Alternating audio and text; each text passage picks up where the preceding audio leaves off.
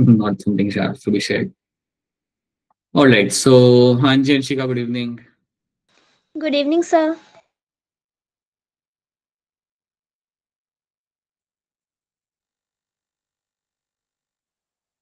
Let me start the screen share. Just give me a minute.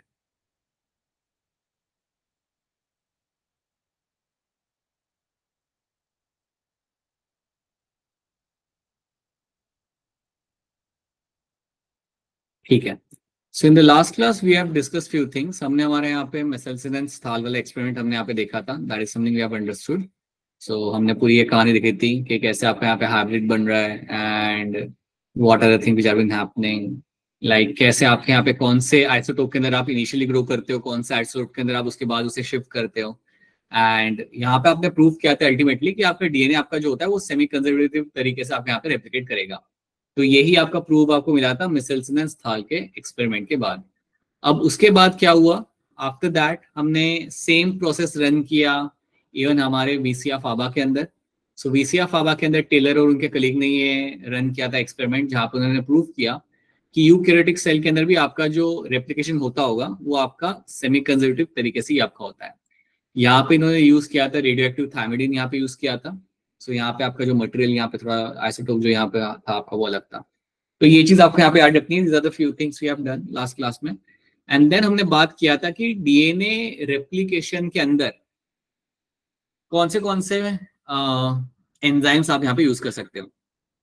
तो यहाँ पर DNA dependent DNA polymerase, DNA ligase हो गया, helicase हो गया, आरएनए प्राइमर हो गया, that's a RNA molecule, topoisomerase and single stranded binding protein. इनके बारे में हमने बात किया था. सो that is something now will discuss. आज कैसे क्या होता है रेप्लिकेशन वो हम यहाँ पे देखेंगे. उसके अलावा हमने देखा था कि आपके ई कोलाई बैक्टीरिया और ह्यूमंस की अगर मैं बात करूं तो कितने नाइट्रोजनस बेसेस आपको मिलते हैं डीएनए के अंदर. सो ई कोलाई में आप यहाँ पे देख सकते हो the number of nitrogen bases are going to be quite less. काफी कम आपको नाइट्रोजन बेस आपको यहाँ पे मिल रहे देखने के लिए compare to the human beings. E coli को सिर्फ 20 मिनट लगते हैं डिवाइड करने के लिए. हर 20 मिनट के बाद आपको एक ई कोलाई आपको बढ़ता हुआ आपको मिलेगा आपके कल्चर के अंदर. ह्यूमंस के अंदर cell division will take around 24 hours, जिसमें 23 आवर्स तो आपके लगते हैं इंटरफेस के अंदर और बाकी 1 घंटा आपका लग जाता है आपके यहाँ पे माइटोसिस के अंदर. राइट. अब आपको ये चीज याद रखनी है, आपका डीएनए जब आपका नया बनाया जाता है, so when the new DNA is getting form, so there is a term called as my polymerization of DNA और पॉलीमर ऑफ न्यूक्लियोटाइड. जब भी आप एक पॉलीमर बनाते हो, polymer of nucleotide, that means जब आप एक नया डीएनए स्ट्रैंड आप बना रहे होते हो तो ये बनाते वक्त आपका जो एंजाइम यहाँ पे यूज किया जाएगा that is something which will be use is going to be your DNA polymerase. So DNA polymerase enzyme ये सब आपका करता है. सो आपका जो पूरा स्ट्रैंड जो आपका डीएनए का बनता है वो बनाने के लिए आपका डीएनए पॉलीमरेज ही आपके यहाँ पे हेल्प करेगा. इसकी मदद से ही सब कुछ आपका होगा. तो आपको यहाँ पे याद ये रखना है या आपको यहाँ पे समझना ये है कि आपका जो डीएनए पॉलीमरेज है जो आपका काम करता है, जो आपका डीएनए आपको बना के देता है, जो आपकी पूरी स्ट्रैंड बना के देता है, ये डीएनए पॉलीमरेज आपका बेसिकली जब भी आपका like whenever it is going to work something you can see over here, right. जब भी आप उसके बारे में बात करोगे तो आपको यहाँ पे एक चीज हमेशा याद रखनी है कि इसके काम करते समय it has to show a high amount of accuracy.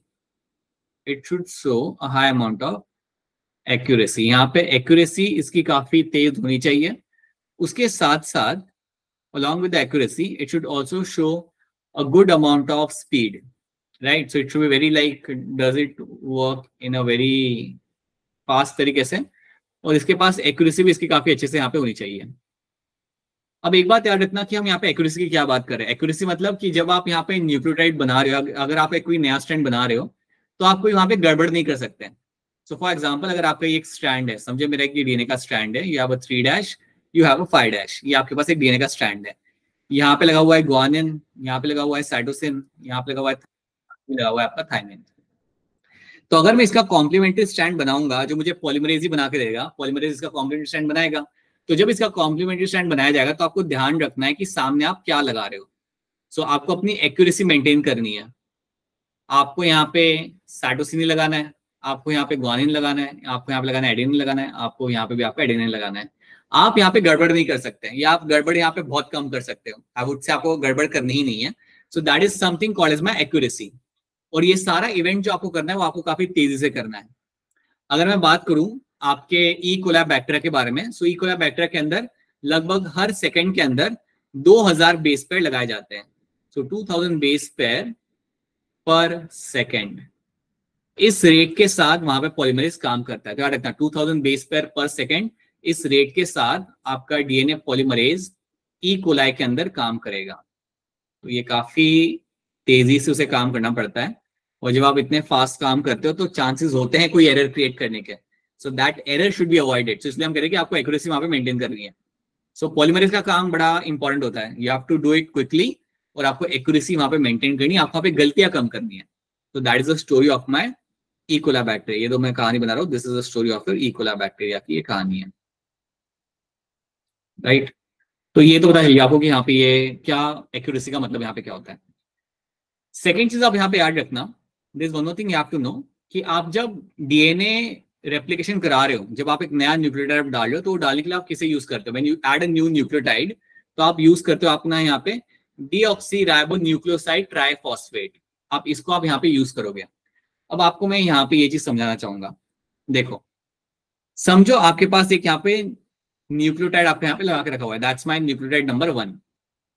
अब इसके साथ एक और अगर आपको न्यूक्लियोटाइड को जोड़ना पड़ेगा, तो आप उसे कैसे जोड़ोगे? तो याद रखना, इसको जोड़ने के लिए जो आपका मॉलिक्यूल सामने आता है, या इससे जुड़ने के लिए जो मॉलिक्यूल सामने आता है, उस मॉलिक्यूल का नाम आपका यहाँ पे होता है this one. This molecule over here is called as your deoxyribonucleoside triphosphate. अब ये मॉलिक्यूल आपका सामने आएगा, और ये मॉलिक्यूल होगा जो आपके एक न्यूक्लियोटाइड के साथ आके ये जुड़ेगा। That is something which will come and will attach to the new nucleotide over here. अब ये बाइंडिंग होता कैसे है, ये आपका अटैचमेंट यहाँ पे हुआ क्या? तो आप पहले याद रखो कि आपका जो डीऑक्सीराइबोन्यूक्लियोसाइड ट्राइफॉस्फेट जो आपका यहाँ पे है, इसके दो काम होते हैं। एक तो इसे हम यूज करेंगे यहाँ पे एज अ सब्सट्रैक्ट, एक तो इसे हम यूज करेंगे एज अ सब्सट्रैक्ट, क्योंकि इसको यूज करके तो मैंने अपनी चेन बनानी है, इसको यूज करके तो मैंने पूरा मेरा पॉलीमर बनाना है। So that is why I will use it as a substrate. इसको मैं एज अ सब्सट्रैक्ट यूज करूंगा। उसके साथ साथ इसमें से मुझे इवन मिलती है मेरे यहाँ पे source of energy. It will be also a source of my energy. तो ये इवन मेरा यहाँ पे एनर्जी का सोर्स बनेगा। तो ये चीज आप यहाँ पे दिमाग में बिठा लो कि जब आप लेके आते हो अपने डीऑक्सीराइबोन्यूक्लियोसाइड ट्राइफॉस्फेट को यहाँ पे पास में, जब ये घूमता हुआ आएगा, तो इसके दो काम होते हैं। एक तो इसे हम यूज करते हैं एज अ सब्सट्रैक्ट, दूसरा हम इसे इवन यूज करते हैं as a source of energy.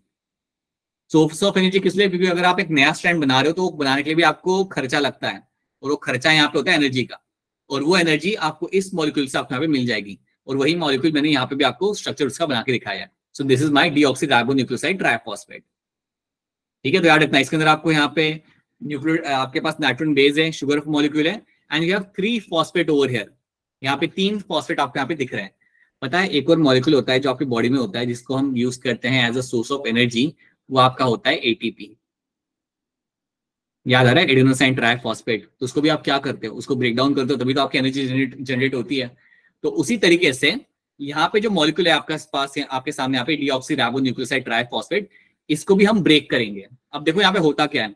तो इमेजिन करो कि मेरा न्यूक्लियोटाइड 1 जो है मेरा यहाँ पे, उसके साथ हमें एक और न्यूक्लियोटाइड को यहाँ पे जोड़ना है। तो ये जो दूसरा न्यूक्लियोटाइड मेरा यहाँ पे, जिसको मैं बेसिकली अभी बोलूंगा राइबोन्यूक्लियोसाइड ट्राइफॉस्फेट, ये मेरा मॉलिक्यूल पास में आएगा घूमते हुए, और उसके बाद यहाँ पे आपका होगा ब्रेकिंग ऑफ बॉन्ड। यहाँ पे आपके 2 फॉस्फेट आपके यहाँ पे ब्रेक किए जाएंगे। So what will happen, this 2 phosphate will get broken. तो यहाँ पे आपका ये ब्रेक होगा। So this 2 phosphate will get broken over there. और जब इनको आप ब्रेक करते हो, जब यहाँ पे ये बॉन्ड को ब्रेक किया जाएगा, वो टाइम पे आपकी एक एनर्जी यहाँ पे रिलीज की जाती है। So that is when the energy is got and energy is getting release. So energy आपके यहाँ पे रिलीज की जाएगी। अब जब मेरी यहाँ पे एनर्जी रिलीज की जाती है, तो उसके बाद क्या होता है, आपने जो एनर्जी रिलीज की, उससे आप क्या करोगे? आप एक नया बॉन्ड फॉर्मेशन आप यहाँ पे करोगे, और वो नया बॉन्ड फॉर्मेशन कहाँ पे होगा? That new bond will be between my fifth, ये जो थर्ड कार्बन का जो मेरा OH है, थर्ड कार्बन का OH will make a new bond with my fifth carbon का फॉस्फेट।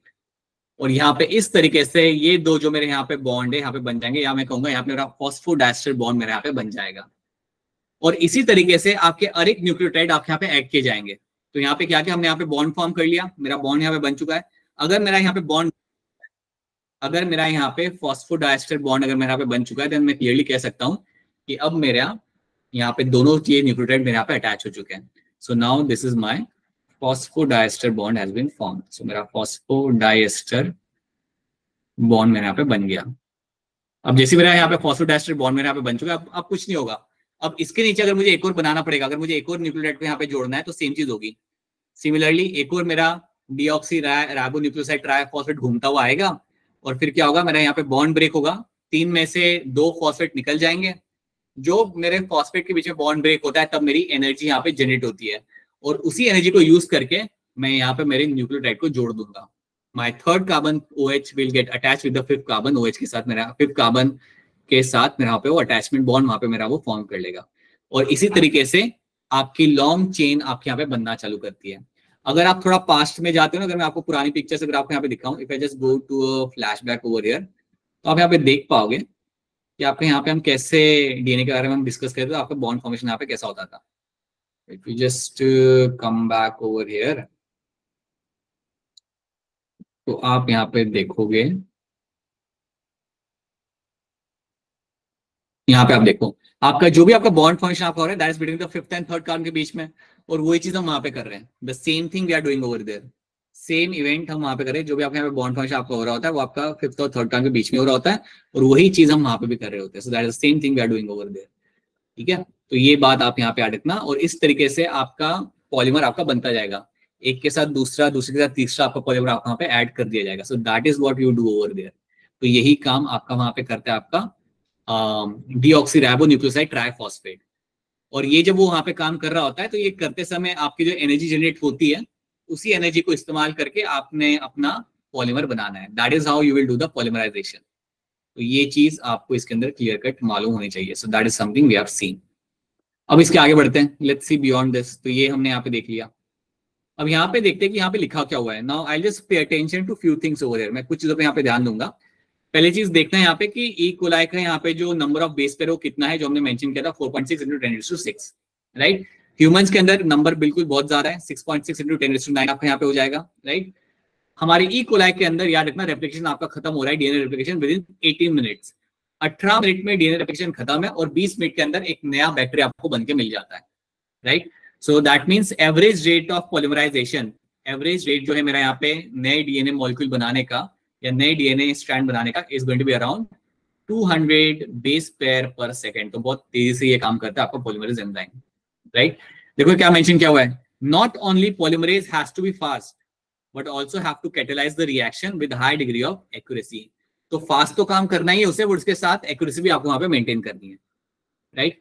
देन याद रखना ये जो भी आप प्रोसेस कर रहे हो ये आपका एनर्जेटिकली एक्सपेंसिव होता है. Replication is going to be very very very expensive, काफी एक्सपेंसिव आपके यहाँ पे प्रोसेस है. अब यहां से याद रखना deoxyribonucleoside triphosphate serves as a dual purpose. ये आपने दोनों काम करके देगा. एक तो आपका ये वर्क करेगा एज ए एनर्जी सोर्स, दूसरा it will work as a substrate.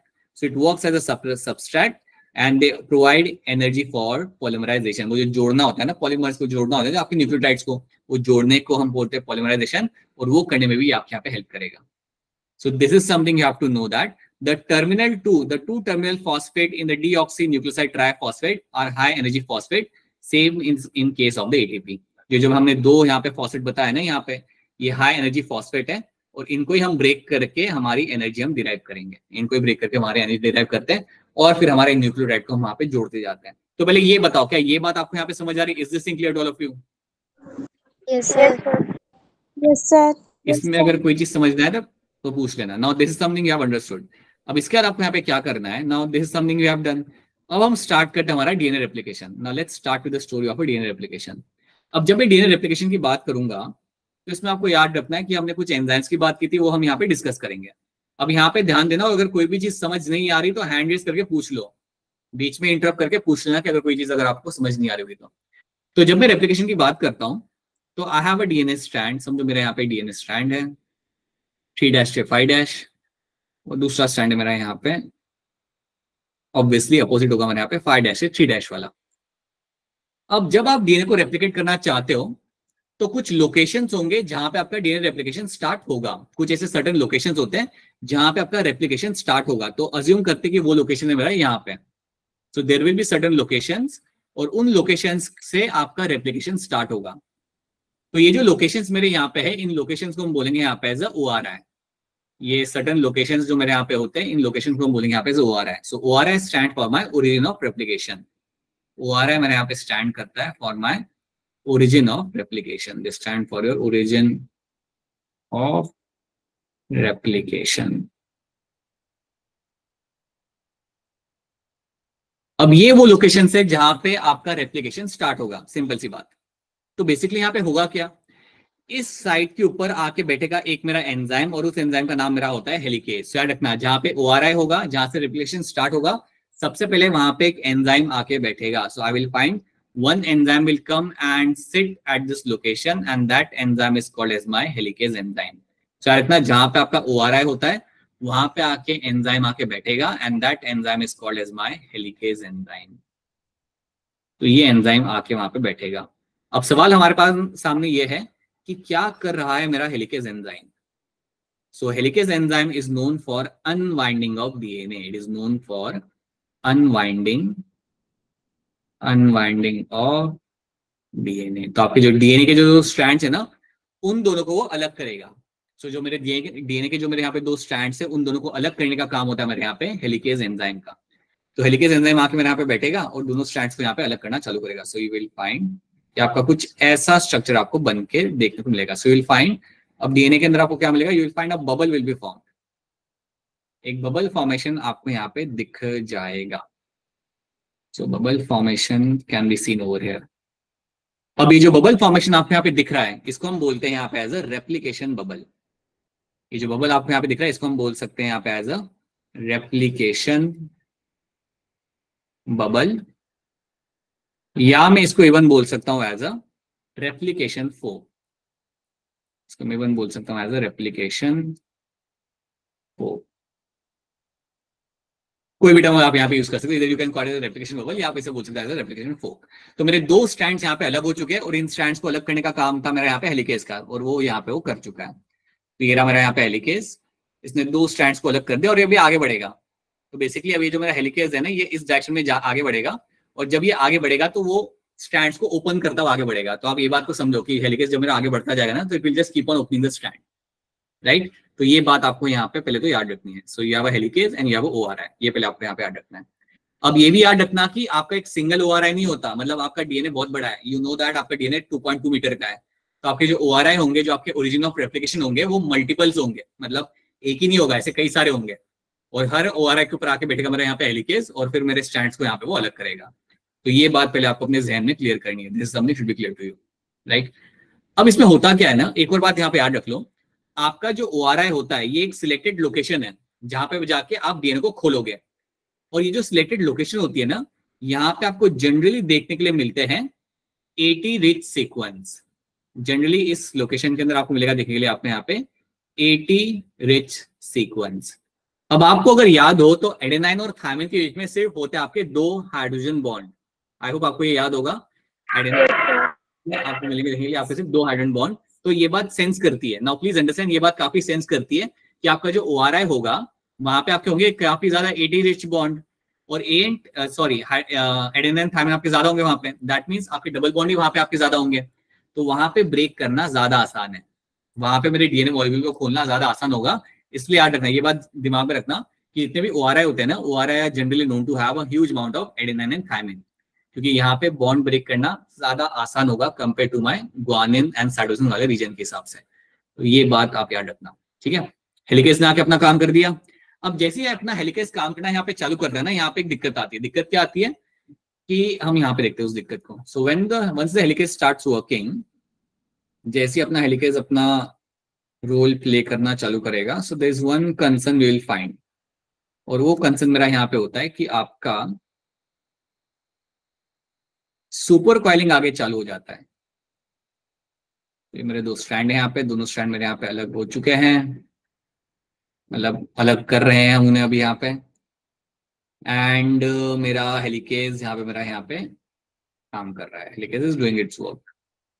अब हेलिकेज जब मेरा आगे बढ़ता जाएगा ना, तो होता क्या है कि DNA जो आगे का जो DNA मेरा, सो आगे का जो मेरे यहाँ पे DNA होगा, अगर आप डीएनए को बीच में से खोलते हो ना तो आगे वो और लाइक गुच्छा करने लगता है या और वो कॉइल होने लगता है। तो अगर आप डीएनए, अगर आप नोटिस भी करोगे, अगर आपके पास रस्सी है कॉइल करीब, अगर आप उसे बीच में से खोलोगे, ये आप कर सकते हो अपने टेलीफोन वायर के साथ, अगर लैंडलाइन फोन के अंदर करके, या you can you do on symbol रस्सी में भी आप कर सकते हो। अगर आप बीच में से खोलते हो ना तो आगे और वो थोड़ा और टाइट होने लगता है। सो आगे जो ये टाइट हो रही होती है, आगे जो आपका डीएनए जो आपका ये टाइट हो रहा है उसको हम बोलते हैं यहाँ पे सुपर कॉइलिंग।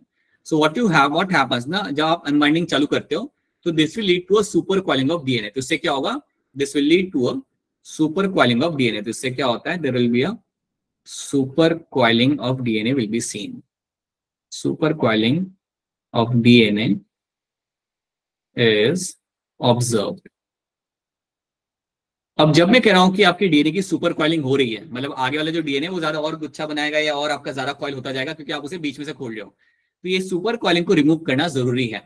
अगर सुपर कॉइलिंग होगा आगे वाले साइड में फॉरवर्ड डायरेक्शन के अंदर, देन उससे आपका ओपन करना डीएनए आपके लिए थोड़ा मुश्किल हो जाएगा। So supercoiling of DNA has to be remove, इसको रिमूव करना जरूरी है। और इसको रिमूव करने के लिए आप एक एंजाइम का यहाँ पे इस्तेमाल करते हो, and that is been called as my topoisomerase.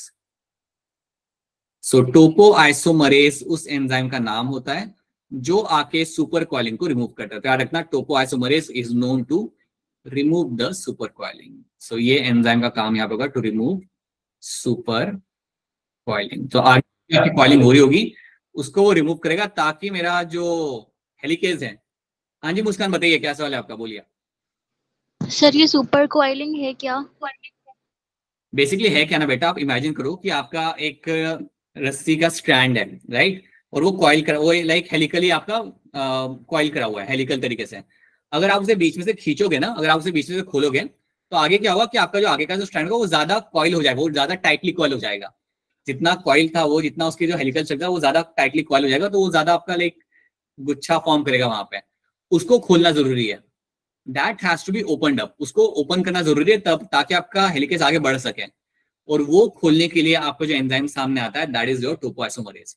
सो याद रखना, टोपोआइसोमरेज आपका हेलिकेज एंजाइम के आगे होगा, हेलिकेज एंजाइम के आगे होगा ताकि सुपर कॉइलिंग को खोलता जा सके, so that it can keep on removing the super coiling. ये आपका सुपर कॉइलिंग को आप रिमूव कर सके। अगर मैं आपको यहाँ पे थोड़ा सा बताऊं, if I have to tell you over here supercoiling के बारे में थोड़ा सा, so what you will find in this ना, कि समझो अगर आपका यहाँ पे ये आपका डीएनए स्ट्रैंड है, ये आपका नॉर्मल डीएनए स्ट्रैंड है आपका यहाँ पे ये, राइट। अब होता क्या है कि अगर आप उसे बीच में से ओपन करते हो ना, if you open up this strand from centre, अगर आप यहाँ से उसे ओपन करते हो, अगर आप यहाँ से उसे ओपन करते हो तो आगे का जो आपका स्ट्रैंड होता है वो ज्यादा कॉइल हो जाता है, उसे हम कहते हैं सुपर कॉइलिंग। सो अगर आप स्ट्रैंड को अगर आप यहाँ से खोल रहे हो, सो what you will find happening over here is कि आपका जो आगे का स्ट्रैंड होगा ना वो ज्यादा कॉइल हो जाएगा, it will just become slightly more coiled over here. तो ये जो आगे जो आपकी कॉइलिंग आपकी यहाँ पे ज्यादा होने लगती है ना, क्योंकि बिकॉज आपने इसको यहाँ से ओपन कर लिया, that is called as my supercoiling. इसको हम बोलते हैं यहाँ पे एज अ सुपर कॉइलिंग, और इसको निकालना जरूरी है। This has to be remove, इसको रिमूव करना यहाँ पे आपका जरूरी होता है। मुस्कान समझ आ रहा है? और वो रिमूव करने के लिए yes sir. You will have your topoisomerase, यहाँ पे वो आके उसे कट करके उसे रिमूव करेगा, बेसिकली उसे वो ओपन करेगा। सो टोपोआइसोमरेज आके वो जो कॉलिंग आपकी वहां पे उसको आके वो खोलना चालू करेगा, ये उसका वहां पे काम होता है। और वो हमेशा वो आपके हेलिकेज के आगे होगा, that is always going to be above the helicase. तो ये एक पॉइंट आपको याद रखना है कि ये इसका यहाँ पे काम हो जाएगा। अब एक और चीज याद रखना, आपके जो दो स्ट्रैंड हमने यहाँ पे अलग किए ना, काफी ज्यादा चांस है कि इनको अलग तो हमने कर लिया लेकिन ये वापस जुड़ सकते हैं, ये वापस से साथ में आके चिपक जाएंगे, और वो हम नहीं चाहते। हम कहीं से भी नहीं चाहते कि जो मेरे दो स्टैंड यहाँ पे मैंने इतने मेहनत से अलग किए हुए वापस से जाके अलाइन हो जाए, वापस जाके रीअलाइन हो जाए। तो क्योंकि इन दोनों स्ट्रैंड्स को मुझे अलग रखना है, तो दोनों स्ट्रैंड्स को अलग रखने के लिए मैं यहाँ पे कुछ प्रोटीन्स की हेल्प लूंगा, और उन प्रोटीन्स को हम बोलते हैं यहाँ पे as a single stranded binding protein, जो मैंने आपको लास्ट क्लास में लिखवाए थे। तो this protein over there are called as my SSBP, single stranded binding protein. ये जो सिंगल स्ट्रैंडेड बाइंडिंग प्रोटीन होते हैं, इनका काम ये होता है कि ये दोनों स्ट्रैंड्स को सेपरेट रखते हैं या दोनों स्ट्रैंड्स को रीअलाइन होने से बचाते हैं। So they keep both the strands, they keep both strands away from each other, away from each other. अब ये करने का रीजन आपका यहाँ पे ये है क्योंकि अगर आप डीएनए रेप्लिकेशन करना चाहते हो तो दोनों स्ट्रैंड्स को आप अलग अलग रखो, कोई जरूरत नहीं कि आप दोनों स्ट्रैंड्स को यहाँ पे जोड़ दो और वो वापस से आके चिपक जाए एक दूसरे के साथ। तो ये काम होता है मेरे सिंगल स्ट्रैंडेड बाइंडिंग प्रोटीन का, कि दोनों स्ट्रैंड्स को सेपरेट रखने का इसका ये पर्पस होता है। और वो यहाँ पे करेगा जब तक रेप्लिकेशन हो नहीं रहा तब तक ये अपना काम करेगा, राइट। तो इतने इवेंट्स आप मेरे यहाँ पे हो चुके हैं। सो एक बार फिर स्टार्टिंग से देखो कि क्या क्या इवेंट्स मेरे यहाँ पे हुए। मेरा डीएनए रेप्लिकेशन स्टार्ट करने के लिए I will have the ORI. ORI multiples होते हैं मेरे डीएनए के अंदर, और ये जो ओआरआई होगा यहाँ पे आके बैठेगा मेरा enzyme, that is my helicase. Helicase जब आके इसके ऊपर बैठता है, इसका काम होता है अनबाइंडिंग ऑफ डीएनए मॉलिक्यूल। ये डीएनए को वहां पे खोलेगा, so it will start opening DNA molecule. तो बेसिकली जो आपके बॉन्ड्स होते हैं वहां पे उसको ब्रेक करेगा, हाइड्रोजन बॉन्ड्स को, और वहां पे डीएनए को वो ओपन करेगा। जैसे ही आपने डीएनए को यहाँ पे ओपन किया, राइट, इस स्ट्रक्चर को हम बोलते हैं यहाँ पे एज अ रेप्लिकेशन बबल, या इसको हम बोल सकते हैं आप एज अ रेप्लिकेशन फोक। अब जैसे ही आपने इसको ओपन करना चालू किया डीएनए स्ट्रैंड को, अपना हेलिकेज अपना काम करेगा और आगे बढ़ेगा। लेकिन जैसे वो अपना काम करना चालू करता है, आगे फॉरवर्ड वाले एरिया के अंदर आपका ज्यादा सुपर कॉइलिंग चालू हो जाता है। You will find supercoiling will start happening in the forward area, forward to the helicase. अब जैसे आपका सुपर कॉइलिंग आपका चालू होता है, आपको एक एंजाइम मदद करने के लिए आता है, and that enzyme is called as my topoisomerase. ये आके जो आगे सुपर कॉइलिंग हो रहा है, जो आगे जो और गुच्छा आपका बन रहा है, जो आपका जो और कॉइलिंग आपका और आपके डीएनए के बीच में, उसको आके वो वहां पे रिमूव करेगा। It will come and remove that supercoiling. और उसके अलावा एक और बात याद रखनी है, you have a single stranded binding protein, जिसका काम होता है to ensure that the two strands are away from each other. हाँ जी कोमल बताइए, क्या सवाल है आपका? सर एसएसबीपी जो होता है वो पहले से ही हेलिक्स में प्रेजेंट होता है या ये जब अलग हो जाते हैं उसके बाद आता है? हाँ, अलग होने के बाद आएगा। This SSBP will come after you have separated two strands, then वो आके वहां पे बैठेगा, ठीक है। एंड एक बार आपने डीएनए रेप्लिकेशन कर लिया सक्सेसफुली, देन ये वहां से निकल भी जाएगा। सो ये याद रखना। So this is something you have to know. So इतनी चीजें हमने यहाँ पे देख ली। अब पहले ये बताओ कि क्या ये 4-5 टर्म्स और इनके रूल्स यहाँ पे क्या है कि आपको यहाँ पे समझ आ रहे हैं? Are this things clear to all of you? Yes, sir. नहीं आ रहा, कोई चीज समझ नहीं आ रहा, और ये भी याद रखना, अगर किसी एक को भी लग रहा है ना कि कुछ मिस हो गया, तो अनम्यूट करके पूछ लो। ये मत करना कि सब लोग यस बोल रहे तो चलो हम भी बोलते हैं, जल्दी सब खत्म होगा। Don't do that like that. Okay, so ये आपका यहाँ पे हो गया। Now let's move ahead. अब एक काम करते हैं, हमारे यहाँ पे बनाते हैं हमारा डीएनए स्टैंड। अब तो हमें बनाना है हमारे यहाँ पे, लाइक मेन चीज अब हमारी अब स्टार्ट होगी। सो लेट्स से मेरा डीएनए स्टैंड मेरा यहाँ पे ओपन हो चुका है। ये मेरे यहाँ पे 3', ये मेरे यहाँ पे 5', ये मेरे यहाँ पे 3', ये मेरे यहाँ पे 5', राइट। अब ये हमने यहाँ पे रेडी कर लिया। अब हमें करना क्या, हमें हमारा कॉम्प्लीमेंट्री स्ट्रैंड बनाना है। सारी चीजें बाकी हो चुकी है। यहाँ पे हेलिकेज यहाँ पे इमेजिन करो, हेलिकेज आपका आगे जा चुका है। सिंगल स्ट्रैंडेड बाइंडिंग प्रोटीन भी आपके यहाँ पे प्रेजेंट है, इमेजिन कर लो। चलो बनाई देते हैं हम लोग। मेरे को बोले कि सर वो कहाँ गायब हो गया, बीच में से कहाँ गायब हो गया। तो ये भी आपके यहाँ पे प्रेजेंट है, हमने बना दिया, right. Now let's see what will happen. Now you have complementary strand आपको यहाँ पे बनाना है। अब एक बात आप लोग अपने दिमाग में बिठा दो, this one thing should be clear to all of you, and that thing is going to be कि आपका जो डीएनए पॉलीमरेज होता है ना, that will only work in one direction. 5' से 3' डायरेक्शन में वो अपना पॉलीमराइजेशन करेगा। बता देता हूं मैं आपको यहाँ पे, आपका जो डीएनए पॉलीमरेज होता है, so your DNA polymerase you have, ये पॉलीमराइजेशन कौन से डायरेक्शन में करेगा? सिर्फ एक ही डायरेक्शन में ही करेगा, that is going to be from 5' to 3' direction में ये अपना ऑपरेट करता है। इसी डायरेक्शन में ये पॉलीमराइजेशन करेगा। This will only work in this direction. तो इसी डायरेक्शन में आपका होगा पॉलीमराइजेशन। पॉलीमराइजेशन सिर्फ इसी डायरेक्शन में ये करेगा। इसका मतलब यहाँ पे क्या होता है, इसको मैं थोड़ा सा आपको समझाऊंगा यहाँ पे, कि अगर मेरा यहाँ पे स्ट्रैंड, अगर ये मेरा डीएनए का स्ट्रैंड है यहाँ पे, यहाँ पर 3' या 5' का मेरा यहाँ पे स्ट्रैंड है, और एक अगर मेरे यहाँ पे स्ट्रैंड है, ये सिर्फ समझाने के लिए शॉर्ट में बता रहा हूँ। तो हमेशा आपको जो पॉलीमरेज आके बैठेगा ना, जब भी पॉलीमरेज आके अपना स्टोरी स्टार्ट करेगा, तो आपका इसी डायरेक्शन में आपका स्टैंड बनाएगा, फ्रॉम द 5' टू 3' डायरेक्शन। इसी डायरेक्शन में वो अपना हमेशा स्टैंड बनाएगा। तो आप ये नहीं बोल सकते पॉलीमरेज को कि आके आप यहाँ पे बैठ जाओ और यहाँ पे बैठ के आप बना दो अपना 3' या 5' बना दो, तो ऐसा वो नहीं करेगा, ऐसा कभी नहीं होता।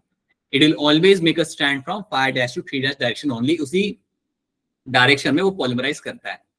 तो पहले तो आप इतनी बात दिमाग में बिठा लो, बाकी चीजें आप अपने आप समझ जाओगे, ठीक है। आप एक्सपेक्ट मत करना कि वो अपोजिट डायरेक्शन में जाके भी अपोजिट तरीके से काम करेगा, राइट। ओके, अब दूसरी चीज आप यहाँ पे याद रखना कि अगर आपको अपना पॉलीमराइजेशन कराना है, वैसे हवा में तो बैठ के वो काम चालू करेगा नहीं। ऐसा नहीं कि अपना पॉलीमराइज आएगा और एकदम से अपने तुरंत अपना चालू कर देगा काम करना, वैसा नहीं होगा। यू नीड सम हेल्प, और यहाँ पे जो आपको हेल्प मिलती है that help come from the enzyme called as my RNA primase. अब यहाँ पे आपको एंजाइम का एक नाम याद रखना है, that is my RNA primase, ये मेरा एंजाइम का नाम। और ये आरएनए प्राइमेज जो मेरा यहाँ पे एंजाइम है, ये आपको बना के देगा एक छोटा सा आरएनए प्राइमर, ये आपको बना के देगा आरएनए प्राइमर,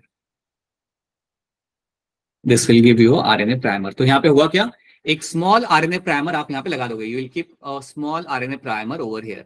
और ये जो आरएनए प्राइमर मैंने यहाँ पे रखा है, इसका क्या होगा डायरेक्शन 5' to 3' डायरेक्शन। तो ये आपने यहाँ पे लगा दिया, तो ये पहले आके अपना काम करेगा। देखो इसने पहले आके अपना काम कर दिया, क्या किया इसने आके आरएनए प्राइमर ने आके एक आरएनए प्राइमर यहाँ पे आके लगा दिया। जैसे उसने वहां पे आरएनए प्राइमर लगा दिया, अब आपके पास यहाँ पे थर्ड कार्बन का OH आपके पास अवेलेबल हो गया। अभी तो नहीं था ना, लेकिन अब आपके पास यहाँ पे थर्ड कार्बन का OH आपके पास अवेलेबल है। अब मेरा पॉलीमरेज आके अपना काम कर सकता है। अब मेरा डीएनए पॉलीमरेज आएगा, अब मेरा यहाँ पे डीएनए पॉलीमरेज आके यहाँ पे बैठेगा। So now my DNA polymerase will come and sit over here. So now my DNA polymerase will come and sit over here. और जब मेरा डीएनए पॉलीमरेज यहाँ पे आके बैठेगा, अब उसने अपनी कहानी यहाँ पे स्टार्ट करनी है। क्या कहानी स्टार्ट करेगा वो, अपने न्यूक्लियोटाइड ऐड करने का काम यहाँ पे वो स्टार्ट करेगा। So now my polymerase will start adding nucleotide, और वो यहाँ पे फिर न्यूक्लियोटाइड डालना यहाँ पे चालू करेगा, और यहाँ पे आपका स्ट्रैंड बनना चालू हो जाता है। So this is how your complementary strand will be form. तो पूरा पॉलीमरेज से घूमते घूमते हुए याद रखना 5' से 3' डायरेक्शन की तरफ अपना कॉम्प्लीमेंट्री स्ट्रैंड यहाँ पे बना देगा। और ये जो आपका स्ट्रैंड बना ये एकदम स्मूथली बन गया बिना कोई दिक्कत के। आपने एक प्राइमर वहां पे लगा दिया, पॉलीमरेज आके बैठा है, उसने पूरा स्ट्रैंड अपना आराम से वहां पे बना लिया कंटिन्यूअसली। अब ये जो आपका स्ट्रैंड यहाँ पे बना है, ये बना है आपका कंटिन्यूअसली बन गया है, बिना कोई रुकावट के या बिना कोई इनिबिशन के बन गया। सो this is my continuous strand, this is my continuously form strand. अब ये जो कंटिन्यूअस स्ट्रैंड जो मैंने यहाँ पे बना है, इसका एक और नाम यहाँ पे होता है, and that is called as my leading strand. इसको आप इवन बुलाते हो एज अ लीडिंग स्ट्रैंड। याद रखना ये जो हमने स्ट्रैंड यहाँ पे बनाया है, this is my leading strand. तो लीडिंग स्ट्रैंड बनाने के टाइम पे आप जो टेम्पलेट यूज करते हो, आप जो टेम्पलेट यहाँ पे यूज करोगे, टेम्पलेट मतलब वो डीएनए मॉलिक्यूल जिसको देख के मैं बनाऊंगा लीडिंग स्ट्रैंड, वो आपका हमेशा होगा 3' से 5' डायरेक्शन वाला। That is always going to be 3' से 5' डायरेक्शन वाला जो आपका स्ट्रैंड है ना, टेम्पलेट स्ट्रैंड, उसको देख के मैं अपना लीडिंग स्ट्रैंड यहाँ पे बना लूंगा। और याद रखना लीडिंग स्ट्रैंड जब आपका बनेगा यहाँ पे, वो एक कंटिन्यूअसली सिंगल शॉट में आपका बन जाता है। अब हम बात करते हैं हमारे दूसरे स्ट्रैंड की। तो एक स्ट्रैंड तो हमने यहाँ पे बना लिया, एक स्ट्रैंड हमने सक्सेसफुली हमारे यहाँ पे हमारा बना लिया। पहले ये बताओ क्या इतनी बात समझ आ रही है? Is this clear to all of you? Yes. और नहीं आ रहा तो बता दो, if there is something which is not clear to then please go ahead and let me know there is something which is not clear. हां जी बेटा बताइए। हाँ सर मुझे नहीं समझ आया, एक और रिपीट कर दीजिए। हाँ संगीता मीन्स मुस्कान गुप्ता, राइट। देखो हम यहाँ पे ये कह रहे हैं कि आपको जब डीएनए रेप्लिकेशन करना है तो आपको यहाँ पे कुछ तो चाहिए स्टार्टिंग में, कुछ तो आपको यहाँ पे स्टार्टिंग में चाहिए होगा, तभी आपका रेप्लिकेशन आप स्टार्ट कर पाओगे। तो स्टार्टिंग में आपको क्या लगता है यहाँ पे आपका, आप लगाते हो आपका यहाँ पे एक primer, you keep over here RNA primer, आप जाके यहाँ पे आप लगाते हो। अब जब मैं यहाँ पे एक आरएनए प्राइमर लगाऊंगा ना, तो इससे क्या होता है आपको एक बेस मिल गया जहां पे आप जाके पॉलीमरेज काम कर पाएगा। अब बेटा आप एक चीज तो आप क्लियर कट जानते हो कि आपका जो नया न्यूक्लियोटाइड ऐड होता है वो थर्ड कार्बन OH पे ऐड होता है। आपका जो नया न्यूक्लियोटाइड ऐड होगा वो आपका थर्ड कार्बन OH पे होगा, और यहाँ पे आपको थर्ड कार्बन OH आपको फ्री मिल रहा है ना। अब आपको याद रखना है कि आपका पॉलीमरेज आके इसके ऊपर बैठेगा, now polymerase will come and sit over here, और इसी थर्ड कार्बन OH के ऊपर वो न्यूक्लियोटाइड डालना चालू करेगा। और जैसे जैसे वो न्यूक्लियोटाइड वहां पे डालना चालू करेगा, सो यू विल फाइंड कि उसका स्ट्रैंड का लेंथ आपका बढ़ जाएगा।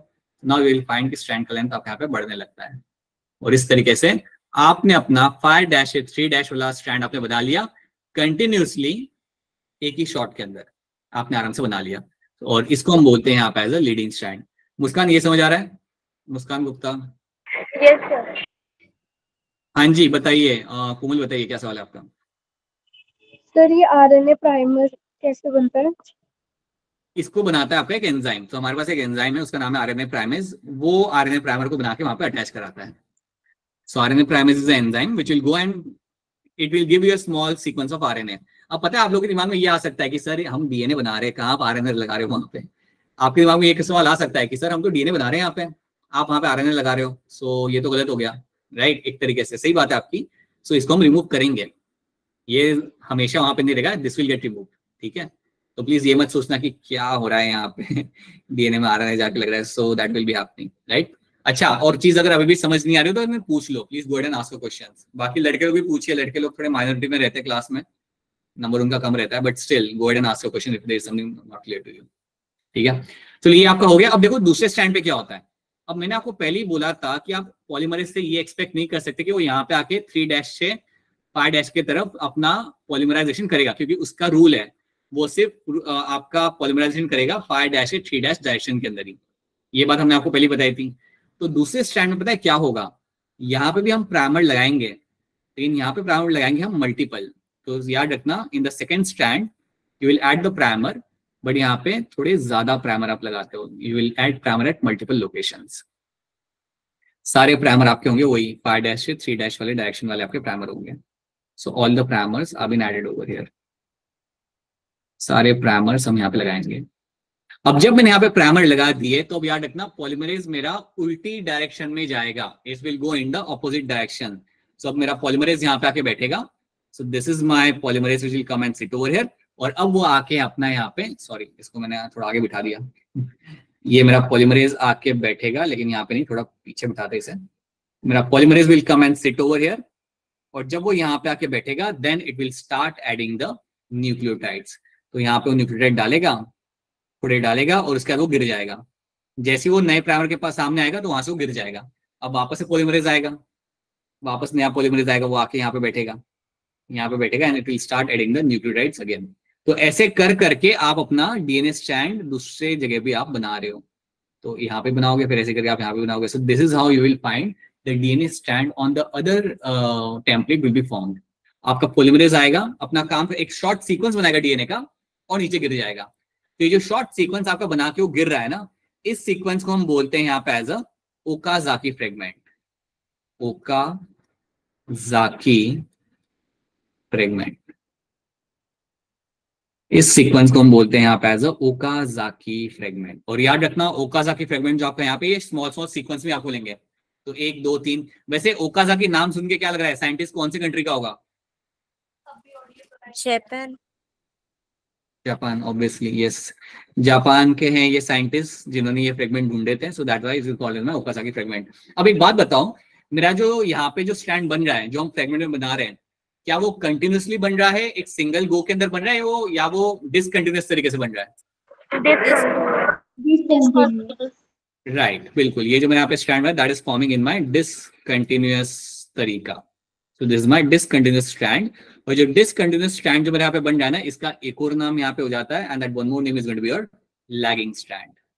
That is also called as my lagging strand. ये चीज याद रखना सब लोग, this strand over here is also called as my lagging strand, ठीक है? तो आपने क्या किया यहाँ पे अपने पॉलीमरेज की मदद से, पहले तो आपने क्या किया, आपने मल्टीपल प्राइमर आपने यहाँ पे लगाए, एक नहीं 2 4 प्राइमर यहाँ पे लगाते हो, और फिर उसके बाद पॉलीमरेज की मदद से आप यहाँ पे छोटे छोटे डीएनए के स्ट्रैंड आप बना लेते हो, राइट? और एक और बात आपको बताना चाहूंगा, ये जो हमने प्राइमर लगाया ये भी हम बाद में निकाल देंगे। This primer which you have kept over here they will get eventually removed. But आपको सबसे इंपॉर्टेंट बात यहाँ पे याद रखनी है कि आपका जो रेप्लिकेशन फोर्क है ना, देखो यहाँ पे तो है मेरा, यहाँ पे ये एंजाइम लगा हुआ है, यहाँ पे मेरा हेलिकेज है, यहाँ पे मेरा हेलिकेज अपना काम करते हुए आगे बढ़ेगा, राइट? याद रखना रेप्लिकेशन फोर्क आपका इस डायरेक्शन में खुल रहा है, it is opening in the right side direction में, आपको ओपन हो रहा है। This is where the replication fork is opening, इस डायरेक्शन में वो आपका हेलिकेज ओपन करते हुए आगे बढ़ेगा। और आपका जो लैगिंग स्टैंड होता है वो आपका अपोजिट डायरेक्शन में बनता है। तो ये सवाल जब आपके सामने आएगा कि लैगिंग स्टैंड कहाँ बन रहा है, टुवर्ड्स द रेप्लिकेशन फोर्क या अवे, तो आपका आंसर क्या होगा? अवे। अवे, अवे बोलो, अनम्यूट करके बोल दिया करो।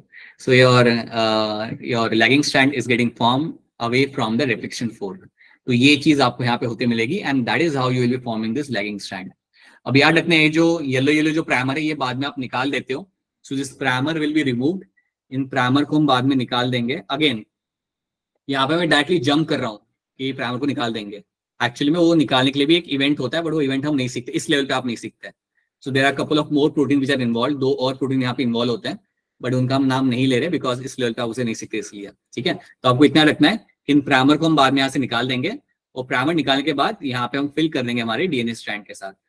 सो after doing the primer we will add the DNA strand over here. हमारा डीएनए स्ट्रैंड डालेंगे और जो भी बीच में गैप रह जाएगा ना, डीएनए स्ट्रैंड डालने के बाद जो भी बीच में गैप रह जाएगा उस गैप को फिल करेगा मेरा DNA ligase.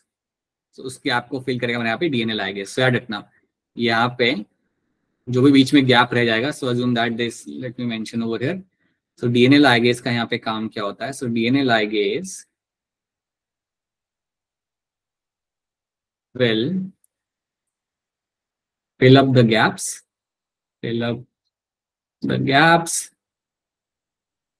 in the lagging strand,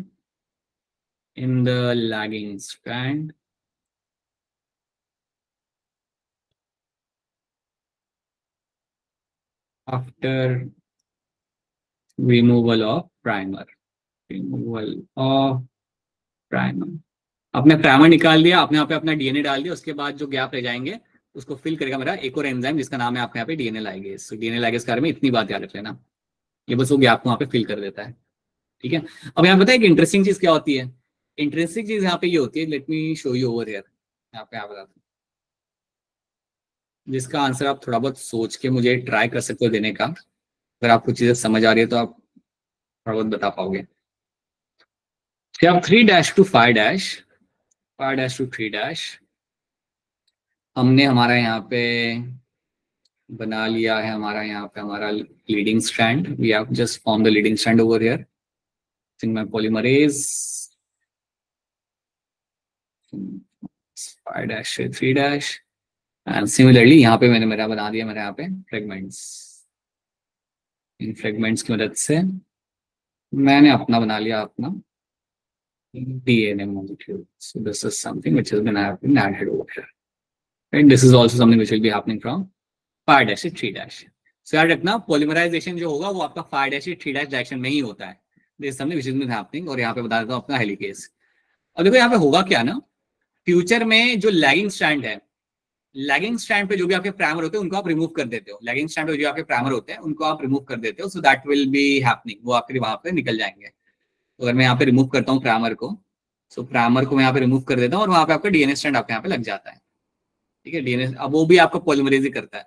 so primer को रिमूव करके you add the DNA strand, और जो बीच में गैप रह गया आपको, ये छोटा छोटा येलो वाला जो आपको गैप दिख रहा है, that gap can be filled by my DNA ligase. तो ये जो गैप होगा, ये गैप यहाँ पे जो आपको मिलेगा, गैप फिलिंग जो आपकी करनी होती है, वो गैप फिलिंग आपको करके देगा आपका यहाँ पे डीएनए लाइगेज। तो डीएनए लाइगेज आके वो अपना गैप फिलिंग करके चला जाएगा, ठीक है। अब इंटरेस्टिंग बात पता है क्या होती है? ये जो ऊपर प्राइमर है ना आपका येलो वाला लीडिंग स्ट्रैंड वाला, इसको भी आप रिमूव करते हो, इसको भी आप यहाँ पे रिमूव करते हो, लेकिन जब आप इसको रिमूव करते हो ना, उसके बाद आप इसे रिप्लेस नहीं कर सकते। यहाँ पे आप डीएनए स्ट्रैंड आप कभी बना नहीं सकते हैं। क्या कोई बताएगा कि यहाँ पे हम डीएनए स्ट्रैंड क्यों नहीं बना सकते हैं? मैंने वहां से प्राइमर को निकाल दिया, अब थोड़ा सोचो और थोड़ा लॉजिक दौड़ा और बताओ कि यहाँ पे मैं कभी डीएनए स्ट्रैंड कभी बना नहीं सकता, क्यों नहीं बना सकता? हिंट दूं आपको, मेरा पॉलीमरेज कौन से डायरेक्शन में काम करता था? 3' राइट। तो आप मुझे बताओगे वो 5' 3' में काम करता है तो वो कहाँ से पीछे डाल पाएगा? अगर आप उसे कह रहे हो कि इस डायरेक्शन में काम करे, so that means asking him to do the 3' to 5' आप कह रहे हो उसे करने के लिए, राइट। सो वो ये साइड पे काम नहीं करेगा। सो याद रखना आपके पॉलीमरेज को चाहिए होता है फ्री थर्ड कार्बन OH, तभी वो नया न्यूक्लियोटाइड डाल सकता है। क्या आपको मुझे यहाँ पे थर्ड कार्बन OH मिलेगा? नहीं मिलेगा। यहाँ पे वो 5th कार्बन लगा हुआ आपको फॉस्फेट मिलेगा। सो दैट इज व्हाई ये एरिया जो आपका रहेगा यहाँ पे आपका फ्री रहेगा। सो बेसिकली होता क्या ना, अब ये चीज सिर्फ आप याद रखना कि हर एक रेप्लिकेशन के बाद थोड़ा सा डीएनए आपका छोटा हो जाता है, थोड़ा सा डीएनए आपका छोटा हो जाएगा after every replication. So that is, ठीक है, ये बात याद रखना, बस इतना याद रखना, और बियॉन्ड आपको नहीं जाना। इसके बियॉन्ड तो आप अपने फर्स्ट ईयर सेकंड ईयर में पढ़ोगे, but you will find that happening that after DNA replication a small DNA segment will can not be replaced, उसे आप रिप्लेस नहीं कर सकते, ठीक है। लाइन स्टैंड में कोई दिक्कत नहीं आ रही, बट यहाँ पे लीडिंग स्टैंड का एक छोटा सा, आई वोंट इवन से दिक्कत, बट ये होता है। तो इतनी बात आपको यहाँ पे याद रखनी है। सो ये थी आपकी स्टोरी। तो अब पहले ये बताओ कि क्या आपको ये वाली कहानी समझ आ रही है? This is the story of DNA replication, that is the story of your DNA replication. अगर आप इतनी कहानी याद रख सकते हो देन आई डोंट थिंक आपको कोई मसला आएगा कोई भी सवाल सॉल्व करने में, अगर वो नीट के अंदर आता है तो। इसको बेस से वो इसमें काफी सारी चीजें ना इनसाइड में मेंशन नहीं है, तो that is why we have to be slightly ध्यान देना पड़ता है कुछ चीजों के ऊपर यहाँ पे, ठीक है। So you have a DNA ligase, you have a RNA primase, enzyme क्या कर रहा है, लीडिंग स्ट्रैंड, लैगिंग स्ट्रैंड क्या होता है ये याद रखना, this should be very clear to you, right. अब मेरा एक सवाल है या मेरे एक दो सवाल है उसके आप आंसर दे दो हैंड रेज करके। अगर मैं आपसे पूछूं what is the role of helicase, तो आपका आंसर क्या होगा, आपको हैंड रेज करना पड़ेगा इसके पहले। अगर हेलिकेज क्या करता है तो आप फटाफट मुझे एक्सप्लेन करिए that what is my helicase is known for. So हाँ जी बताइए मिसबा, क्या करता है हेलिकेज मेरा? Unbindness of unbinding of DNA. और मिसबा मुझे ये बताओ ये जो अनबाइंडिंग डीएनए का किया जा रहा है वो कहीं पे भी करेगा या सर्टेन लोकेशन पे करेगा? वो कहीं पे भी करेगा या कुछ स्पेसिफिक लोकेशन पे करेगा अनबाइंडिंग? Specific location. क्या है उनका नाम स्पेसिफिक लोकेशंस का? ORI। Very good, right. उसके बाद मेरा अगला सवाल है बाकी बच्चों से, what is the role of your topoisomerase, topoisomerase का रोल क्या होता है? हैंड रेस करिए बताने के लिए, तो फटाफट इसको आगे बढ़ते करके बताइए प्रिंस क्या होता है टोपोआइसोमरेज का रोल? सर सुपर कॉइलिंग को रोकता है। रिमूव करना, यस, रिमूव करता है आपके सुपर कॉइलिंग को। अब एक और चीज याद रख लो, टोपोआइसोमरेज का काम है आपका यहाँ पे to remove the super coiling, so to remove super coiling, ये इसका यहाँ पे काम होता है, राइट। अब एक और बात याद रखना कि टोपोआइसोमरेज जो यहाँ पे कर रहा है ना वही काम एक और एंजाइम आपका करता है जिसका नाम होता है डीएनए गायरेज, और वो मिलता है प्रोकैरियोट्स के अंदर। So you have one more term आप यहाँ पे याद रखना, डीएनए गायरेज, जी वाई है, ये वाई है मेरा, जी और जी सेम लग रहा है, जी वाई है, RASE। So DNA gyrase is the name of the enzyme, और ये और टोपोआइसोमरेज सेम ही है याद रखना, both of them are same. बस आपको याद ही रखना है कि डीएनए गायरेज आप टर्म यूज करते हो प्रोकैरियोट्स के अंदर, DNA gyrase is the term I be using for my prokaryotes, ये यूज करूंगा मैं प्रोकैरियोट्स के अंदर, बाकी ये टर्म में यूज करता हूँ मेरे यूकैरियोट्स के अंदर। बस इतना फर्क याद रखना, बाकी कुछ नहीं। बाकी you have one more term जिसका फटाफट आंसर बताओ ताकि हम आगे बढ़ सके। You have a term like my single standard binding protein, क्या होता है इसका रोल, जल्दी बताओ कोई भी हैंड, पूजा बताइए what is the role of single standard binding protein?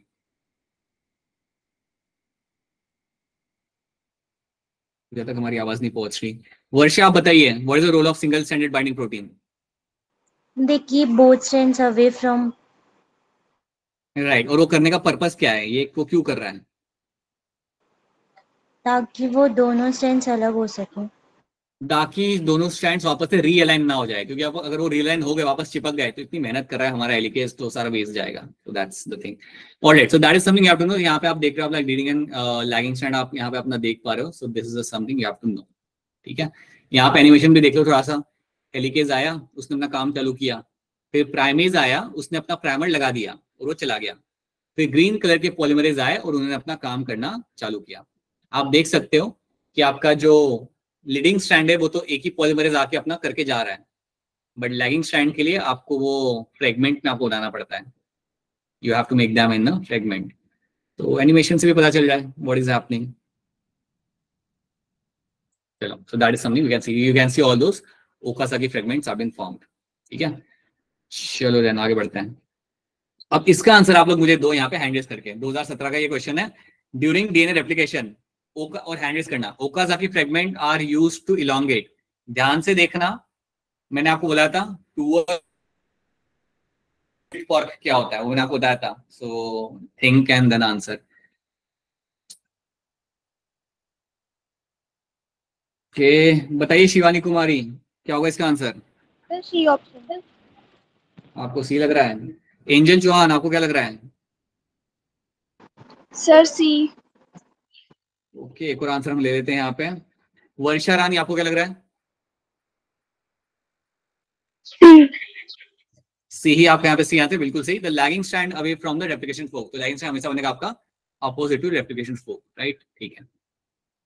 Okay, ये तो बड़ा आसान सा सवाल है। Method of DNA replication in which two strands of DNA separate and synthesize new strand. इसका आंसर यहाँ पे क्या लग जाएगा? 48 का आंसर यहाँ पे क्या हो जाएगा?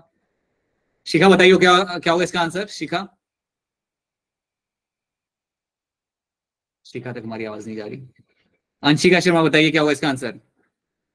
Sir option C semi conservative. Right, true, ठीक है। ओके, अब ये इसको क्वेश्चन को समझो। During DNA replication the strand separated by, आप अनवाइंडिंग किसके थ्रू करते हो? आपकी अनवाइंडिंग कौन से एंजाइम के थ्रू यहाँ पे हो रही है, ये आपसे पूछा जा रहा है। यहाँ पे मिक्स मत करना कोई दो आंसर को। यहाँ पे बताइए, कौन बताएगा? कोई नया बच्चा बताएगा? आयुष क्या लग रहा है? Option C. Option C will be the correct answer, बिल्कुल सही। अनवाइंडिनेज या helicase is the right term over here, ठीक है। So that is something we have done. Now these are the question, you can have a look at them later. इन question को आप बाद में देख सकते हो, थोड़ा हम आगे बढ़ते हैं। We can have a look at this question later. अब हम बात करें हमारे यहाँ पे ट्रांसक्रिप्शन की। So we are done with the replication. इतनी कहानी याद रखना, इतनी कहानी के ऊपर बेस अगर सवाल मिल जाए आपको अगर रात को, देन प्लीज उन्हें सॉल्व करके शेयर कर देना। सो that means you will be having a grip on them. Now let's start with the transcription. अब हम ट्रांसक्रिप्शन की जब बात करते हैं ना, इसकी कहानी आप जानते हो। आपका डीएनए में से जब आप बनाते हो, और कोई सवाल हो तो पूछ लेना। If you have any question please raise your hand and ask a question. Varsha, Shikha, I hope hand raised है, ये सवाल के लिए नहीं है। So your DNA will convert into your mRNA, and इस इवेंट को हम यहाँ पे याद रख रहे थे as a event of your transcription. ये हम देख चुके हैं, अब यही हमें यहाँ पे सीखना है। So this is something you have to understand. So this is the story of your transcription. अब ट्रांसक्रिप्शन आपका होता है न्यूक्लियस के अंदर। अगर आपको याद हो तो मैंने ये बात आपको पहले ही बताई थी। ट्रांसक्रिप्शन आपका हमेशा होगा आपके न्यूक्लियस के अंदर। That is something which will be happening inside the nucleus, ठीक है। अब देखो यहाँ पे हम करेंगे क्या। सो जब मैं डिस्कस करता हूँ मेरे ट्रांसक्रिप्शन को, सो आपको पहले तो याद रखना है कि ये करने के लिए भी आपको यहाँ पे एक एंजाइम की जरूरत पड़ेगी, and that enzyme is called as my DNA dependent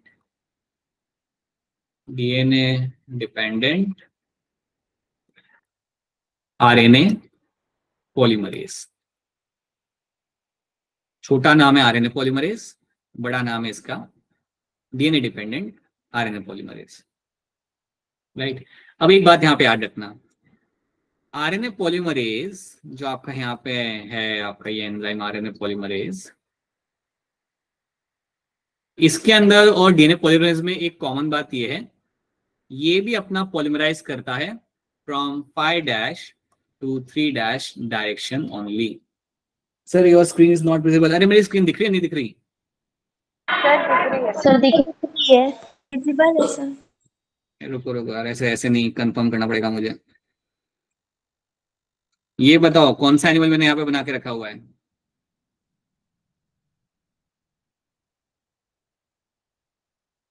बोलो।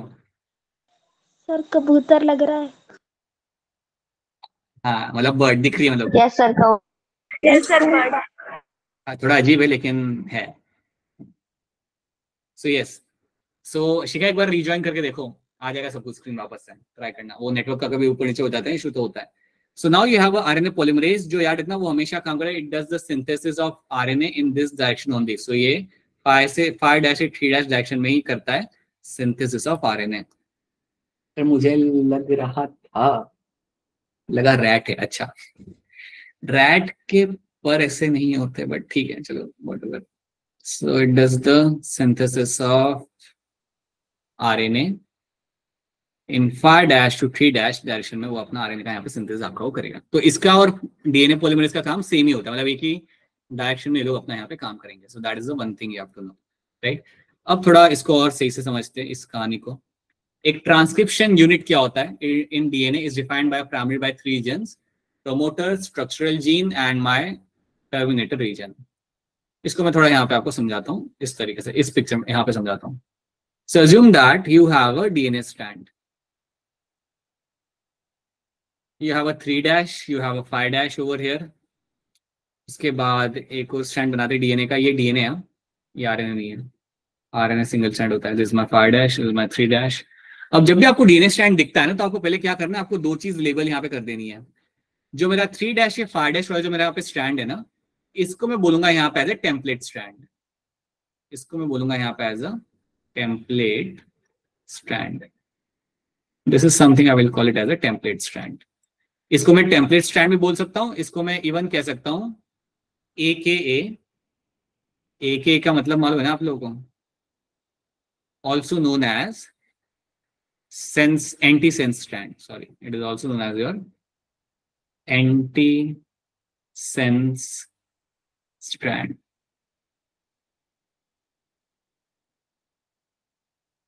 So याद रखना ये चीज, you have template strand या फिर इसको मैं even कह सकता हूँ as a anti-sense strand. ये A है, anti-sense strand, ठीक है। बेसिकली आप ये स्ट्रैंड को देख के आप अपना आरएनए बनाते हो।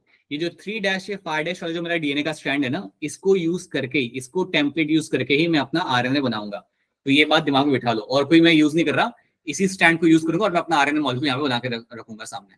सो याद रखना, this is my DNA molecule and this is a strand which I will be using over here. So DNA strand मेरा यहाँ पे, और टेम्पलेट को यूज करके ही मैंने अपना आरएनए बनाना है, राइट। अब जो दूसरा मेरा जो यहाँ पे स्ट्रैंड है ना, ये वाला strand, this strand over here is called as my coding strand. इसको बोलते हैं हम लोग यहाँ पे as a coding strand, even though ये कुछ भी कोड नहीं कर रहा हमारे लिए, कोई काम का है नहीं, बट स्टिल इसको हम बोलेंगे यहाँ पे एज अ कोडिंग स्ट्रैंड, या फिर आप इसको इवन कह सकते हो एज अ सेंस स्ट्रैंड, या फिर आप इसको इवन कह सकते हो एज अ सेंस स्ट्रैंड। तो बोले तो ये इन्फॉर्मेशन आपको दिमाग में याद रखनी कि कौन सा होता है मेरा टेम्पलेट, कौन सा होता है मेरा कोडिंग स्ट्रैंड। कोडिंग स्ट्रैंड का कोई काम नहीं है, इसको हम यूज नहीं करते आरएनए बनाने के लिए। अगर मुझे आरएनए बनाना होगा तो मैं यूज करूंगा मेरे यहाँ पे टेम्पलेट स्ट्रैंड को। I am using my template strand to make the RNA out of it. तो इतनी पहले तो बात आपको यहाँ पे याद रखनी है, राइट। अब आगे बढ़ते हैं। Now let's see something over here. और कोई सवाल तो पूछ लेना please, go ahead and ask your question if you have any kind of question over here, ठीक है। Now let's say if I again make my DNA strands over here. So यहाँ पे मेरा 3' से 5' वाला एक स्ट्रैंड, दूसरा स्ट्रैंड मेरा यहाँ पे है, this is my DNA strand. अब डीएनए स्ट्रैंड में आपको क्या मिलेगा ना, ऑब्वियसली आपके पास एक जीन होगा और उस जीन का ही हमें बनाना है हमारा यहाँ पे आरएनए। उस जीन में से हमें हमारा आरएनए बनाना होगा, ठीक है। तो अब होता क्या है कि समझो जीन मेरा यहाँ पे बीच में लगा हुआ है। So you have a gene जो यहाँ पे, समझो यहाँ से मेरा एक सेगमेंट मेरा यहाँ पे मेरा जीन लगा हुआ है, मतलब this area, this region is called as my structural gene। structural gene, तो समझो मैंने यहाँ पे जीन यहाँ पे लगा हुआ है, this is my structural gene मेरे यहाँ पे लगा के रखा हुआ है। अब इसमें आप यहाँ पे क्या देखोगे ना, that इसके पहले, जीन के पहले जो मेरा यहाँ पे एरिया होता है, इस रीजन को हम बोलेंगे यहाँ पे as a promoter region. This region before the gene over here you have is called as my promoter region. इसको हम बोलते हैं यहाँ पे as a promoter region. This over here is called as my promoter region, ठीक है। उसके बाद जीन के बाद जो वाला जो रीजन आपका यहाँ पे होता है, उसके बाद वाला जो आपको यहाँ पे रीजन मिलेगा, that region over here is called as my terminator region. इसको हम बोलते हैं यहाँ पे as a terminator region. Terminator region का मतलब यहाँ पे कि यहाँ पे आके ट्रांसक्रिप्शन खत्म हो जाएगा, that is my terminator region. तो आपको याद रखना है कि you will have a gene, right, you have a promoter region उसके पहले होगा और टर्मिनेटर रीजन उसके बाद में होगा, राइट। जीन के बाद आपको टर्मिनेटर रीजन मिलेगा। टर्मिनेटर बेसिकली आपको बता रहा है कि अब आपका ट्रांसक्रिप्शन खत्म, सो that is something you will find after the gene. अब इसमें एक बात बहुत क्लियर कट याद रखना, जहां से मेरा जीन स्टार्ट होगा, समझो अगर मेरा जीन यहां से स्टार्ट हो रहा है, जहां से मेरा जीन स्टार्ट होगा, समझो this is the direction from which the gene is going to start. यहां से मेरा जीन इनिशिएट हो रहा है, यहां से मेरा जीन इनिशिएट हो रहा है, या आई विल जस्ट से जहां से मेरा स्ट्रक्चरल जीन वाला एरिया स्टार्ट होगा, इसको हटा देते हैं। This is the point of start, यहां से मेरा जीन स्टार्ट हो जाता है। इसके पहले वाला जो एरिया होगा ना, अब ये बात ध्यान से सब लोग याद रखना, इसके पहले वाला जो एरिया होगा, यहां से मेरा स्टार्ट हो रहा है ना जीन, एनीथिंग बिफोर दैट, ये वाला जोन, ये वाला जो मेरे यहाँ पे जोन होता है ना, इस जोन को हम बोलते हैं यहाँ पे एज अ अपस्ट्रीम एरिया।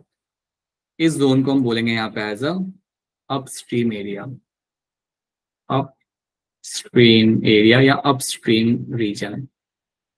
अगर आपसे कोई पूछे कि अपस्ट्रीम में क्या मिलता है, तो आपने बोला है अपस्ट्रीम में मिलता है मेरा यहाँ पे प्रमोटर देखने के लिए।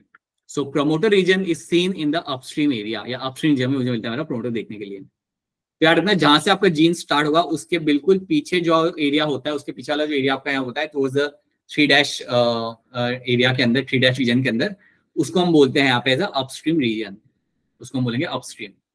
और जहां से मेरा जीन स्टार्ट हो रहा है उसके आगे वाला जितना भी एरिया होता है, उसके आगे वाला जितना भी एरिया होता है, that area here is called as my downstream, उसको हम बोलेंगे यहाँ पे एज अ डाउनस्ट्रीम।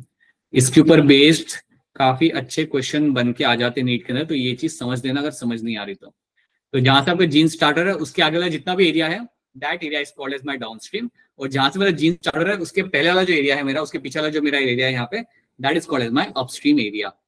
तो अगर आपसे कोई पूछता है, अगर आपसे आपका कोई फ्रेंड पूछता है कि डाउनस्ट्रीम में आपको क्या मिलेगा देखने के लिए, तो आपका आंसर होगा terminator region, terminator region and gene तो है ही आपको वहां पे, बट उसके साथ साथ even the terminator region is seen in the downstream वाले एरिया के अंदर। अपस्ट्रीम के अंदर जो पहला वाला एरिया आपका यहाँ पे, that will be having the promoter site, so promoter region is the part of my upstream region के अंदर।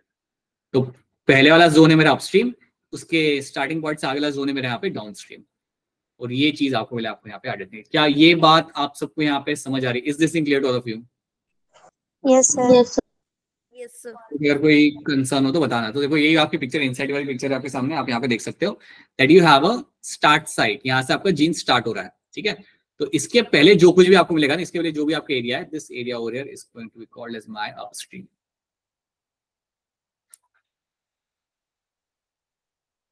Whatever you find after this, जो भी आपको मिला यहाँ से, आपको जो मिल रहा है देखने के लिए, यहाँ से जो भी आपको मिलेगा, this part over here is what we call as my downstream.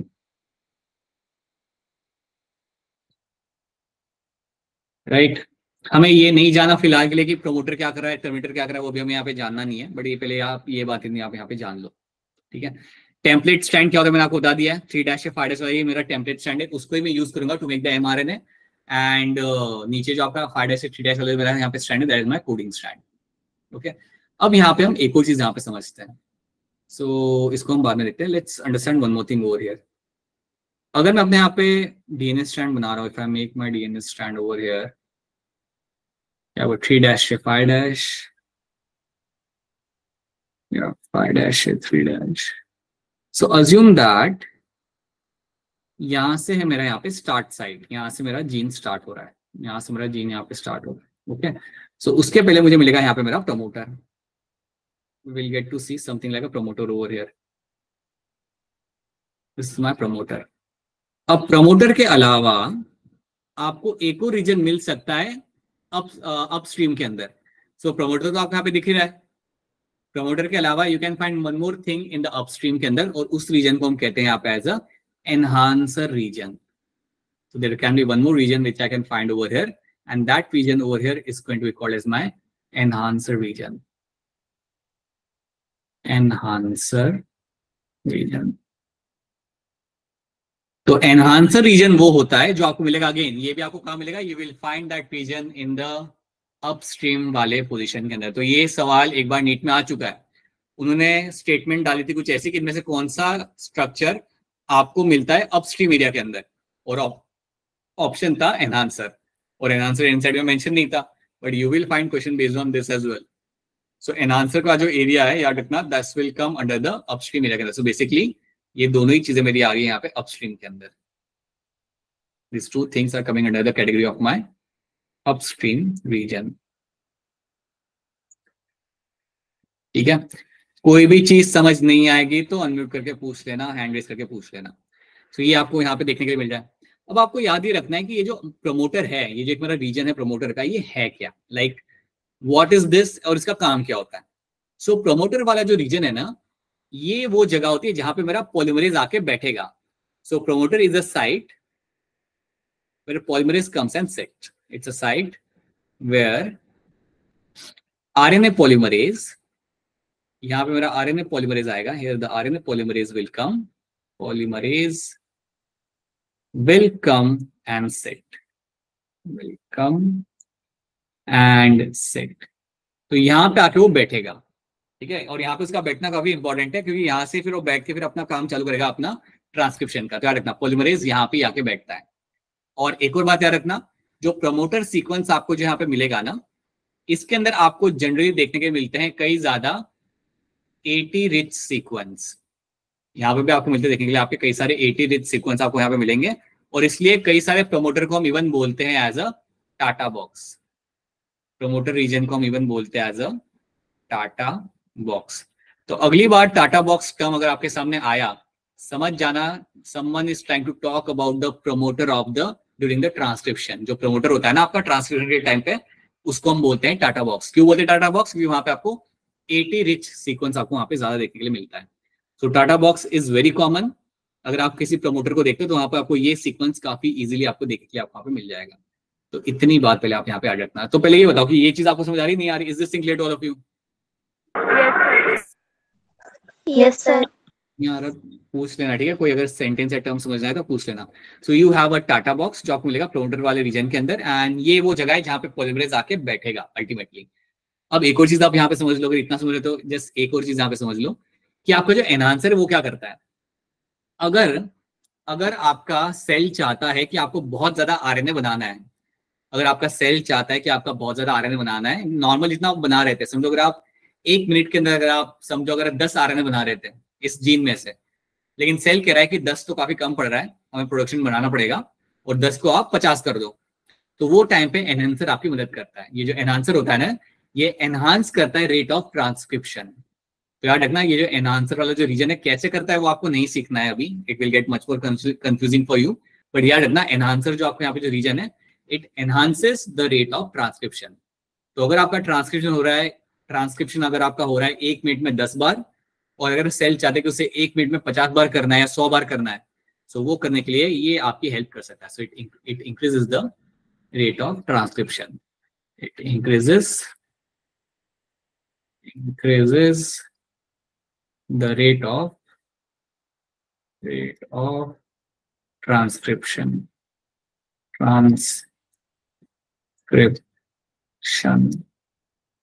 ये चीज आप याद रखना, this is what you have to know in this, this is the rate of transcription. ठीक है, अभी के लिए मैं चाहूंगा कि आप इतना याद रखो। अभी के लिए आप इतनी बात याद रखो। स्ट्रक्चरल जीन वाले पार्ट को हम बाद में देख लेंगे, even will talk about the terminator as well. But फिलहाल के लिए मैं चाहूंगा कि इतना इंफॉर्मेशन अपने अंदर आप इंस्टॉल कर लो ताकि वो हमेशा वहां पे रहे। So this is my terminator region. ठीक है, इतनी चीज याद रखो, बाकी हम we can have a look at them at the another class.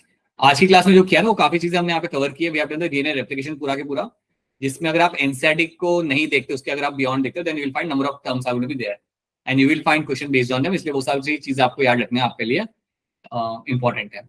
And along with that we have seen the transcription का स्टार्टिंग का पार्ट हमने यहाँ पे देख लिया। तो अगली बार जब हम मिलेंगे आपसे तो आपको इतना तो मालूम होना चाहिए that what is been happening in the promoter क्या है, टर्मिनेटर रीजन भी है आपका, अपस्ट्रीम में क्या है, डाउनस्ट्रीम में क्या है, वो आपको मालूम होना चाहिए। And you should also know कि आपका कौन सा स्टैंड मैं यहाँ पे यूज करूंगा so that I can make RNA that is going to be my template strand 3' to 5' वाला। और मेरा RNA पॉलीमरेज एक ही डायरेक्शन में काम करता है 5' से 3' के अंदर, जैसे आपका DNA पॉलीमरेज कर रहा था। इतनी इन्फॉर्मेशन याद रखना। अगर आपको इतना याद रहता है then we will be able to complete transcription and RNA processing, दोनों चीजें अगली क्लास के अंदर, जो ज्यादा टाइम लेगी नहीं आपका। ठीक है, so that is something you have to know in this. बाकी ये कुछ आपके दूसरे क्वेश्चन थे, 1-2 क्वेश्चन हम यहाँ पे लगा के देख लेते हैं, आप ये कर पाओगे। क्वेश्चन नंबर 4 का यहाँ पे आंसर बता दो, चलो हैंड रेज करके। Lagging strand is the one in which, देखो ध्यान से and raise your hand, what can be the potential answer in this. आपके मुझे दिख क्यों नहीं रहे यहाँ पे? ओके, अब देखें। ऑलराइट, अंशिका, अंशु, क्या लग रहा है इसका answer? Sir option D. D लग रहा है यहाँ पे, ठीक है। और भी लोगों से पूछ लेते हैं। दिशा, आपको क्या लग रहा है? दिशा, आपकी आवाज हमारे तक पहुंच नहीं रही। पीयूष, आपको क्या लग रहा है? Sir option D. Option D आपका यहाँ पे सही आंसर है। Yes, replication away from the fork, that is something you will find in the lagging strand. बिल्कुल सही। ये वाला करके दिखा दो, ये वाला बड़ा आसान है, ध्यान से देखो, डायरेक्शन देखो, डायरेक्शन, और try to answer them. Just take your time and then try to answer this question. कौन सा करेक्ट है in terms of replication of DNA? आसान सा क्वेश्चन है, बस डायरेक्शन के तरफ ध्यान देना, हर डायरेक्शन यहाँ पे सही होना चाहिए।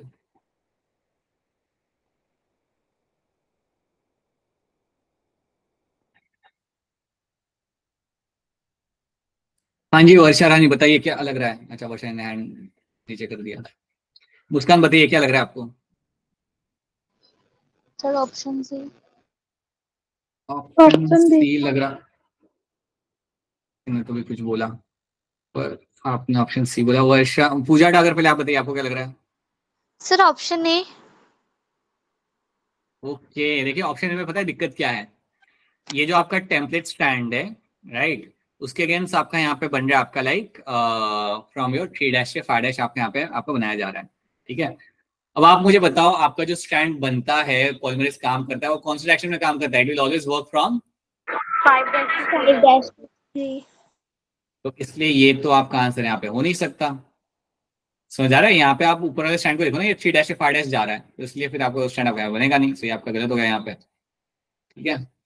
बताइए और कौन था यहाँ पे, शगुन आप बताइए। Sir, option 3. C. सब लोग एक साथ बताओगे तो कैसे चलेगा। सी के अंदर दिक्कत यहाँ पे ये आ रही है कि चलो आप सी के अंदर आप यहाँ पे तो कुछ और ही दिक्कत आ रही है यहाँ पे सी के अंदर, तो लाइक सी के अंदर लेट्स से कि आपने यहाँ पे स्टैंड बनाया, सो अगेन आपके यहाँ पे जो स्टैंड आपका बना, चलो आपने ये वाला स्टैंड आपने यहाँ पे बना लिया, ठीक है। 3 से 5 आपने मतलब 5 डायरेक्शन में आपने यहाँ पे अपना स्टैंड बनाया, ओके। ये वाला स्टैंड आपका कहाँ पे बन रहा है? This strand is getting found where, right, is getting, so यहाँ पे आपका जो लैगिंग स्टैंड है बेटा आपका यहाँ पे, ये तो चलो आपने यहाँ पे ऑप्शन डी हो। राइट, ये तो आप बढ़िया, ये वाला स्टैंड आपके यहाँ पे सही से नहीं बन रहा, this strand is not getting form correctly, तो ये भी आपके यहाँ पे नहीं हो जाएगा।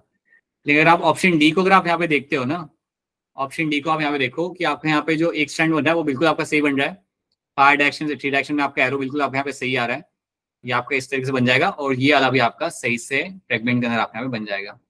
So that is why option D happens to be a much more appropriate answer over here, ये आपका ज्यादा सही आंसर बनेगा, और इसको आप रेफर कर सकते हो यहाँ पे, ये आपका दिया तो इन लोगों ने, हैव अ लुक, ये आपको याद रखना हमेशा, it is also going to be direction आपको याद रखना है एरोस का, and which direction the strand is going to work, polymerase किस डायरेक्शन में आपका काम करेगा, ठीक है। सो आज की क्लास में हमने ये सारी चीजें हमने देखी हमारे यहाँ पे, हम we have done the DNA replication, we have understood what is my triphosphate, हमारा यहाँ पे क्या था वो भी हमने यहाँ पे देखा, ये भी याद रखना प्लीज। डीऑक्सीराइबोन्यूक्लियोसाइड ट्राइफॉस्फेट क्या था, क्या कर रहा था, it has 2 roles, it will work as a substrate and it will also work as an energy molecule, ये हमने यहाँ पे देख लिया, and then we have gone beyond this, right. Replication and the initiation of transcription is something we have seen, या transcription का outline हमने यहाँ पे देख लिया, so these are the things we have seen, right. Now if you have any question then please go ahead and ask your question, क्योंकि आपका यहाँ पे लेक्चर खत्म होता है। अगर आपके पास कोई सवाल है देन आप अपने सवाल आप यहाँ पे आप पूछ सकते हो, so please ask your question if you have any kind of questions over here. हाँ जी, पहले बताइए क्या सवाल है आपका। सही तो क्वेश्चन के आंसर के लिए तब रेज किया था। क्वेश्चन के आंसर की तो मैंने सेंड कर दिया है। अच्छा ओके, अच्छा ये क्वेश्चन के लिए ऑलराइट, ठीक है, yes okay, so that is something we have done, so this is something we have